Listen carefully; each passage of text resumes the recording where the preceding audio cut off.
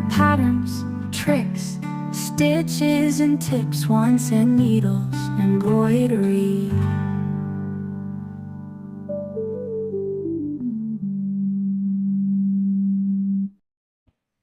In this video, we're going to talk about needles and how to select an appropriate needle for your embroidery project.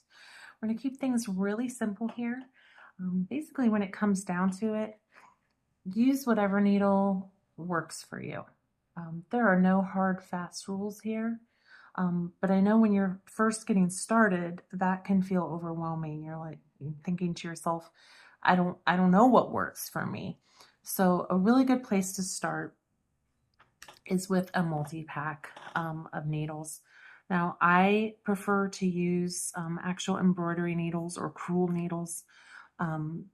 They have a really long, thin eye that accommodates the different thicknesses of thread that you're going to use in embroidery. It's going to make it easier to thread your needle, but there are other types of needles that can absolutely be used as well. Again, there's no hard, fast rules. But as a general rule, something you want to keep in mind that's going to make the process of stitching much easier for you is that when you're selecting a size of needle, you're going to want to pick a needle that is similar in size to the type of thread or the number of strands that you are using. So for example, with one strand of 6-strand embroidery thread, I would want to choose a much thinner needle that closely approximates the diameter of my thread. If I pick this really large, thick needle for this one strand of embroidery thread, it's a bit overkill.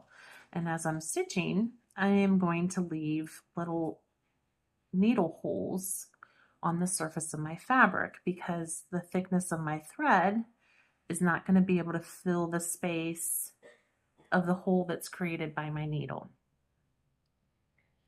Now, on the other side of things, if I'm using all 6 strands of my 6-strand embroidery thread, and I'm trying to use this itty bitty teeny tiny needle, you can see that my thread is much thicker than my needle, and that's going to make it really hard to thread my needle, first off, and second of all, when I'm actually stitching, it's going to be hard to pull the thread through because the needle's going to create a much smaller hole than the diameter of my thread. And then the friction from pulling that thread through that tiny little hole is also going to begin to wear on my thread and fray my thread. So as a general rule, you want to pick a needle that is similar in diameter to the thread or number of strands that you are using. So again, these are just general guidelines to go by. There's no hard, fast rules. Do a little bit of experimenting and find what works best for you.